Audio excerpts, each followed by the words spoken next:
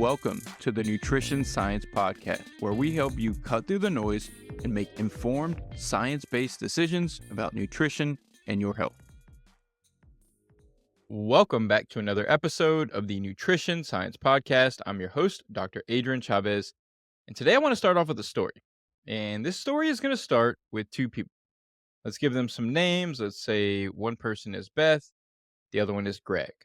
And these two people purchased a car, the exact same car, the exact same model, everything the exact same today, and they are both excited about their new cars. Greg has decided that he wants to invest into upgrading the car to improve its performance. He wants to put a new engine in, he wants to change out the air intake and the exhaust. I don't even know what I'm talking about because I don't know much about cars, but let's say he's making some improvements to the performance of the car. Beth, on the other hand, she doesn't really care too much about that. She's more concerned about maintenance and taking care of the car. So for her, her investments are more in the regular maintenance of the car. Oil changes, tire rotations, regular maintenance that needs to be done in terms of changing fluids. Greg, on the other hand, he's not really too concerned about that. He is investing all of his money and energy into improving the performance of the car. So if you took these two people, Greg and Beth, and you looked at whose car is performing better today, that is going to be Greg.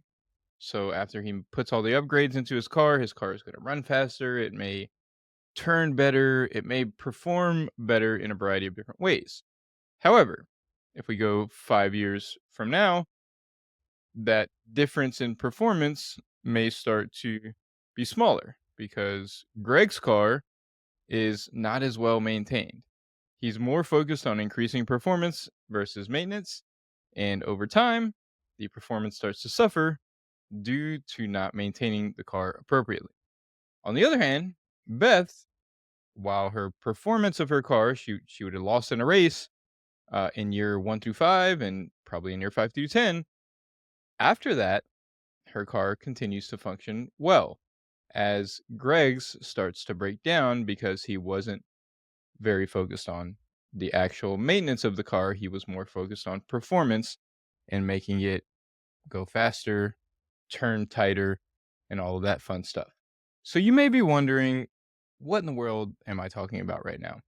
And this story was meant to set up and lead us into the discussion that I want to have today.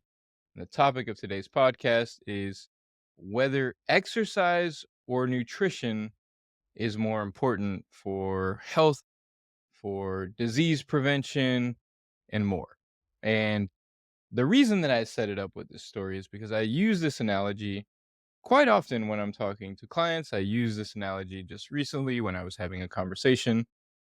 And the person that I used the analogy with said it was a really good analogy. And I realized I hadn't really ever talked about this. So I want to go into more detail about how I discuss the differences between the benefits of exercise versus nutrition, and also how I think about which one is more important. And anyone who listens to this show probably knows already that I'm going to say they're both equally as important. We don't want to compare one to the other. But what I want to do today is talk about the differences and the benefits of exercise versus nutrition and how exercise can benefit our health, our well-being, and then also how nutrition can also do the same. And I'm going to tie in this analogy that I just used because I think it's very helpful to understand this. So in this analogy that I just used, Greg is focusing on exercise. And so he is focusing on improving the performance of his car. When we exercise, when we resistance train, we get stronger. When we do cardiovascular exercise, we improve our endurance. When we do yoga and flexibility exercises, we improve our mobility, we improve our balance. We also can improve our strength to a certain degree. So exercise, the major benefit of exercise, one of the major benefits of exercise is it improves the performance of our vehicle. So, our body is our vehicle. When we engage in exercise, we can upgrade our engine. We can improve the exhaust. We can improve the handling of our vehicle. We improve the way that it works. So, we can purchase a Toyota Camry, or we can be, not purchased, but born with, or, we're given a certain set of characteristics based on our genetics, but through exercise, we can upgrade the performance of those characteristics and improve the performance of our vehicle overall so that it works better, so that it provides a better experience in the day to day. Because having a higher performance car is just funner. If you upgraded and you had a car that took off faster, that had better brakes, that had better steering, and all of the performance was better, it would be a better driving experience on a day to day basis. On the other hand, if you took the individual, Beth, who was more focused on maintenance, wasn't necessarily focused on upgrading her vehicle, but was more focused on what she needed to do in order to preserve its current function. This is more how nutrition works. When we eat more nutritious diet, a lot of the benefits of that more nutritious diet are occurring beneath the surface, and it's often not obvious at all. So, for example, within our body, there's a constant balance of what's called oxidative stress and the generation of what are called reactive oxygen species. This oxidative stress, essentially, this damage to cells throughout the body. This damage can disrupt the function of those cells. Disrupting the function of individual cells can disrupt the function of organ systems, which can just overall impact our health. And that won't be noticeable in the short term. That will be noticeable over time as these organ systems, these cells, these processes, these functions start to deteriorate over a long period of time when the vehicle owner is not keeping up with regular maintenance. Let's say you never changed your oil, you never change your air filters, you never change out the spark plugs. This is nutrition. Nutrition is providing your body with the building blocks that it needs in order to repair itself, because every single second there is damage that's occurring and there is damage that's being repaired within our body, and the nutrients that we consume and the overall nutritional quality of our diet is going to impact the way that our body breaks down. And when we eat a more nutritious diet that provides our body with the building blocks that it needs to engage in the self-repair mechanisms that it will engage in when it has the right nutrients, that will help to preserve our vehicle over time.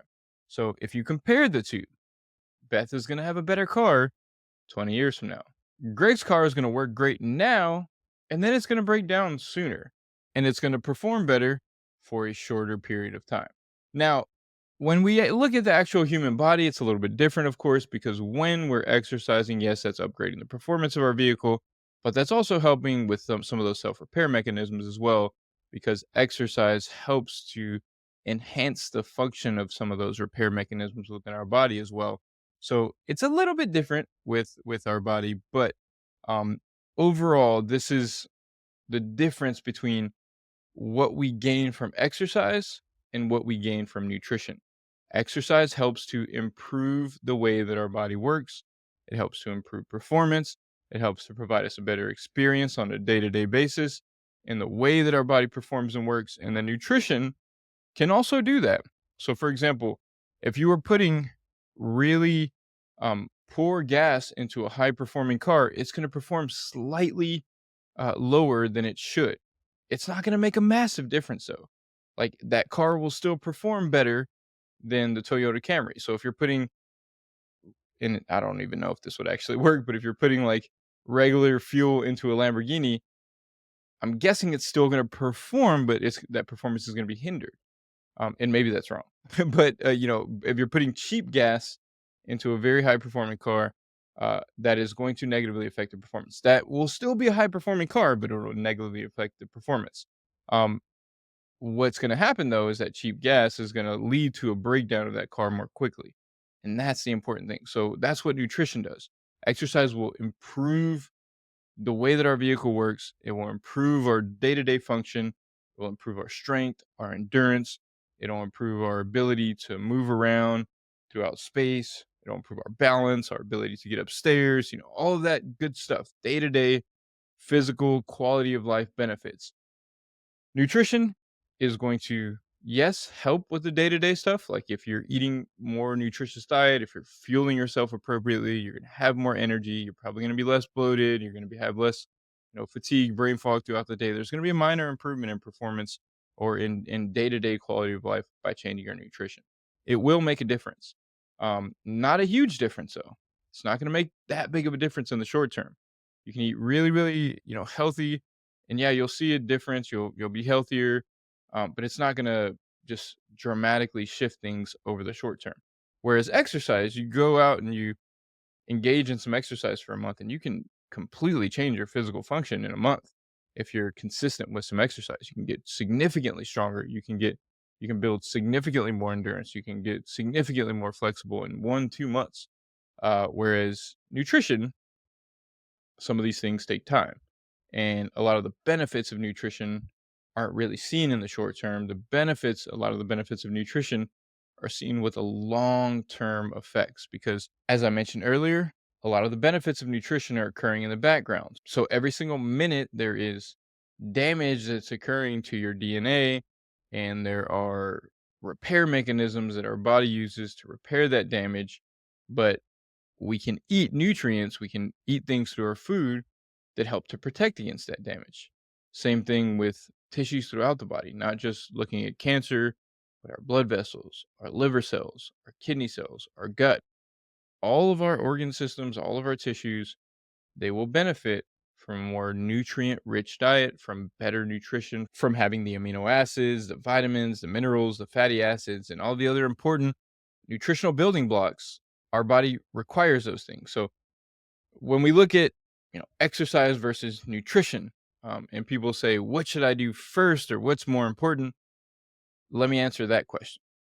My opinion on this is, if you're going to do one, and you got to eat no matter what, so you can't not do that, of course, and you can't not move your body. You're going to move to a certain degree no matter what as well. So obviously there's a spectrum here, but if you're going to focus on one, especially with getting started, I would recommend focusing on exercise. And here's why: because it leads to some of those short-term improvements in performance, oftentimes that also motivates someone to improve their nutrition, and that motivation helps to snowball into healthier habits. So motivation is an important driver. We want to see changes, we want to see improvements, and when you start exercising, sometimes you can see some of those improvements pretty quickly, and exercise is easy. So, or easier than nutrition. So with nutrition, if you're trying to build a nutritious diet, there's a lot of stuff to think about: how much protein you're eating, how many total calories you're eating, what types of foods you're choosing, what you're choosing at the grocery store, whether you're buying organic or not, trying to get enough fiber in. There's a lot of things to consider with nutrition. Whereas with exercise, yes, there are things to consider that can make it more effective. But in general, if you're doing it, you're going to get some benefits. Whereas nutrition, we're all eating, and sometimes you probably won't see any benefits from making changes that aren't very strategic and not well thought out. Whereas with exercise, if you go do a 15-20 minute walk every single day starting today, you're likely going to see benefits after 30 days. And then if you kick it up even further and start to do 30 minutes, and you do something a little bit more intense, and you um, just get something in, you're going to see some benefits from that. So when it comes to simple habits, or the implementation, the simplicity of implementation, in my opinion, exercise is easier. So when we look at long-term health, when we look at the ability to reduce risk of heart disease, Alzheimer's, cancer, and then when we look at the extension of lifespan that occurs from regular exercise versus quality nutrition, there is about the same benefits from quality nutrition habits versus regular exercise. So you see about 25-ish, 30% reduction in most major chronic diseases, extension of lifespan by 5 to 10 years in some studies when people are regularly doing that throughout their lives.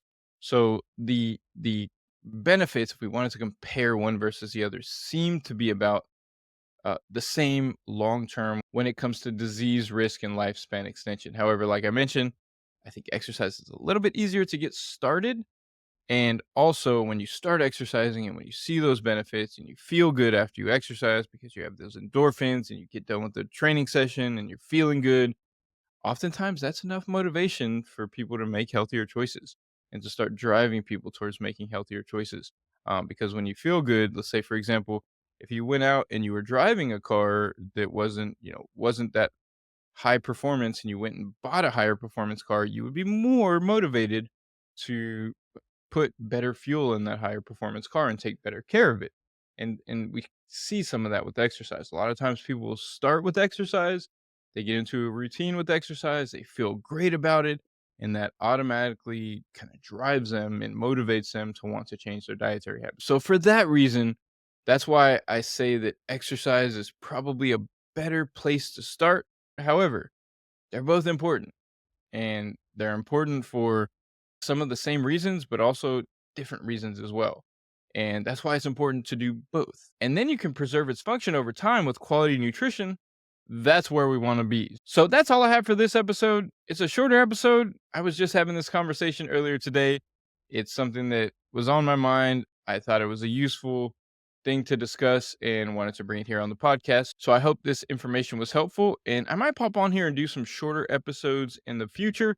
Let me know what you think about this episode. And if there's good feedback, I might incorporate some of these shorter, quick episodes where I'm quickly discussing a topic on my mind that I think may be helpful. You can do that by going to thenutritionsciencepodcast.com and leaving fan mail, or you can do so directly through Spotify if you listen to it there. But if you're listening to it on Apple, you'll have to go to the website to leave me feedback on this podcast. You can also leave it on YouTube as well if you're watching there. If you want to go watch there, you can leave feedback there as well. But I would really appreciate it. It helps me to get feedback on the episodes and know how I can continue to improve to make this podcast better. All right, so that's all I have for today. Hope you all have a great week, and we will talk soon.